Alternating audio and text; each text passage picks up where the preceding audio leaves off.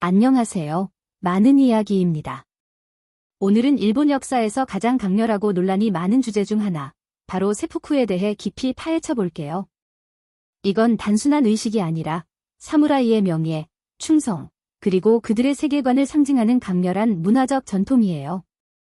세푸쿠의 역사, 과정, 의미, 그리고 현대적 시각까지 꼼꼼히 다뤄볼 테니 끝까지 함께해 주세요. 자, 그럼 바로 시작합시다. 여러분, 세푸쿠라는 단어를 들으면 어떤 이미지가 떠오르시나요? 아마도 사무라이가 칼을 들고 자신의 배를 가르는 강렬하고도 충격적인 장면이 떠오를 거예요. 맞아요. 세푸쿠는 일본 사무라이 계급이 명예를 지키기 위해 또는 자신의 잘못을 속죄하기 위해 스스로 목숨을 끊는 의식이에요. 일본어로 절복은 말 그대로 배를 자른다는 뜻이죠. 영어로는 종종 하라키리라고도 불리는데 이 두 단어는 사실 같은 행위를 가리킵니다. 하지만 하라키리는 좀 더 직설적인 표현이고 세푸쿠가 공식적이고 의식적인 뉘앙스를 담고 있죠. 세푸쿠는 단순한 자살이 아니에요. 이건 사무라이의 정신, 그들의 부시도, 무사도, 무사의 길을 상징하는 엄숙한 의식입니다. 사무라이가 자신의 명예를 지키거나 주군에게 충성을 다하거나 심지어 치욕을 피하기 위해 선택한 극단적인 행동이었죠. 이 의식은 에도시대 1603년에서 1868년 뿐만 아니라 그 이전 가마쿠라 시대 1185년에서 1333년부터 이미 일본 무사 문화에 깊이 뿌리내리고 있었습니다. 세푸쿠는 단순히 죽는 게 아니라 죽음을 통해 자신의 가치를 증명하는 행위였어요. 그래서 이 의식에는 엄격한 규칙과 절차가 있었고 단순히 충동적으로 이루어지는 경우는 거의 없었죠. 자, 그럼 세푸쿠가 어떻게 시작되었는지 그 역사적 배경을 먼저 살펴볼까요? 자, 이제 세푸쿠의 실제 과정에 대해 이야기해 볼게요. 여러분, 이 부분은 조금 강렬할 수 있으니 마음의 준비 부탁드릴게요. 세푸쿠는 단순히 칼로 배를 찌르는 게 아니라 매우 엄격하고 의식적인 절차를 따랐어요. 이 과정은 사무라이의 결의와 정신을 보여주는 중요한 요소였죠. 세푸쿠는 보통 조용하고 격리된 장소, 예를 들어 사찰이나 사무라이의 집안에서 이루어졌어요. 의식을 위해 특별히 준비된 방에는 다다미가 깔리고 흰색 천으로 장식된 제단이 마련되었죠. 흰색은 일본 문화에서 순수함과 죽음을 상징하니까요. 사무라이는 의식을 앞두고 목욕을 하고 깨끗한 옷, 보통 흰색 기모노를 입었어요. 이건 자신의 죽음을 깨끗하고 순수한 상태로 맞이하겠다는 의미였죠. 그리고 마지막 식사, 일종의 최후의 만찬이 제공되었는데 이 식사는 간소하지만 정성스럽게 준비되었어요. 의식의 핵심은 사무라이가 단도 짧은 칼, 나와키자시, 협차, 보조칼을 사용해 자신의 배를 가르는 거예요. 왜 배일까요? 일본 문화에서 배는 영혼과 감정이 깃든 곳으로 여겨졌기 때문이에요. 배를 자르는 행위는 자신의 내면을 드러내고 진정한 결의를 보여주는 상징적인 행동이었죠. 사무라이는 다다미 위에 무릎을 꿇고 앉아서 칼을 잡고 배의 왼쪽에서 오른쪽으로 그리고 위로 올리며 L자 모양으로 절개를 했어요. 이 과정은 엄청난 고통을 동반했기 때문에 사무라이의 용기와 인내를 시험하는 순간이었죠. 여기서 중요한 역할을 하는 게 바로 카이샤쿠닌, 개착인이에요. 카이샤쿠니는 사무라이의 고통을 줄여주기 위해 의식의 마지막에 목을 베는 보조자였어요. 이 사람은 대개 사무라이에 가까운 동료나 신뢰받는 친구로 정확하고 빠르게 목을 베어 고통을 최소화하는 역할을 맡았죠. 하지만 카이샤쿠닌의 실력이 부족하면 끔찍한 결과가 될 수도 있었어요. 세푸쿠가 끝나면 시신은 조심스럽게 처리되었고 가족이나 동료들이 그를 기리기 위해 의식을 치렀어요. 일부 경우 사무라이의 머리는 주군에게 바쳐지거나 그의 충성을 기리기 위해 전시되기도 했죠.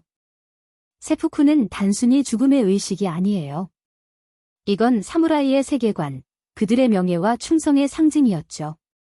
부시도에서는 죽음이 삶보다 더 큰 의미를 가질 때가 많았어요. 사무라이는 자신의 목숨을 주군이나 가문의 명예를 위해 기꺼이 바쳤고 세푸쿠는 그 결의를 가장 극적으로 보여주는 방법이었죠.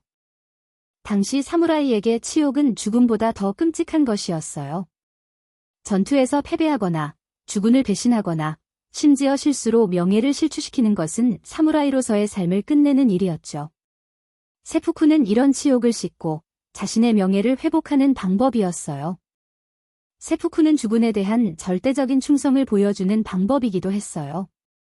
예를 들어 주군이 죽으면 그를 따라 세푸쿠를 하는 준시, 순사라는 관습도 있었죠. 이는 주군에 대한 무한한 충성을 상징했지만 에도 시대에 들어서면서 점차 금지되었어요. 에도 시대에는 세푸쿠가 단순히 자발적인 선택이 아니라 막부의 명령으로 강제되는 경우도 많았어요.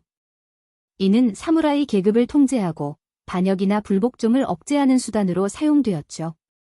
이런 점에서 세푸쿠는 사회적 질서를 유지하는 도구이기도 했어요.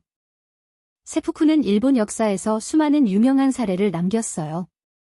그중 몇 가지를 소개할게요. 가마쿠라 시대의 영웅 미나모토노 요리토모의 부하들 중 많은 이들이 패배 후 세푸쿠를 선택했어요. 이는 적에게 사로잡히는 치욕을 피하고 자신의 충성을 증명하는 방법이었죠.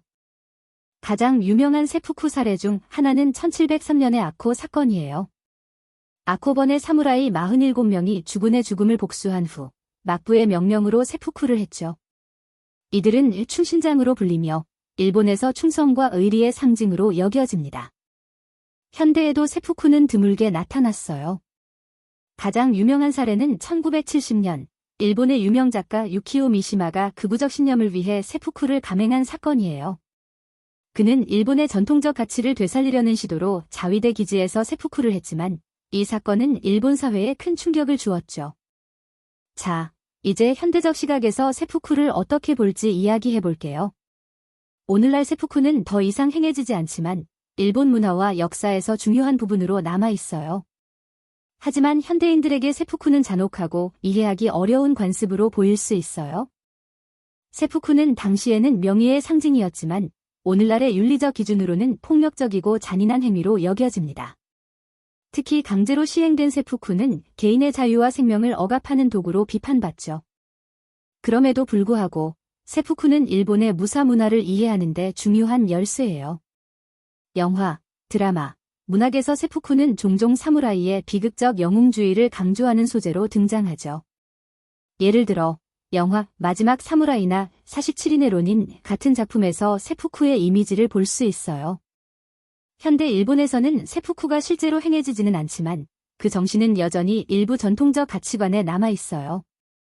예를 들어 책임감과 명예를 중시하는 태도는 일본의 직장 문화나 사회적 규범에서 엿볼 수 있죠.